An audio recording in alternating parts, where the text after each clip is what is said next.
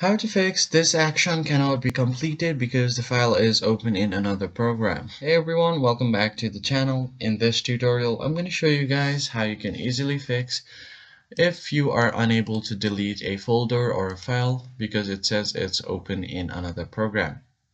So the first thing you want to do is check if any of the program is running. Here I have my Word running, so I'm just going to close it out and try to delete, and it will happen. But in your case, you might not be seeing any kind of application. So go ahead and open up your Run dialog box, and then search for resmon.exe and click on OK. Another window will pop up on your screen. You just want to head over to the CPU tab and on the handles to search for your folder.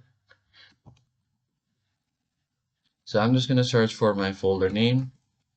Wait for a bit. So click on the first one right here, right click on it and click on End Process. And then click on End Process. And after doing that, you should be able to delete your folder. I hope you found this tutorial helpful. I'll see you guys on the next one.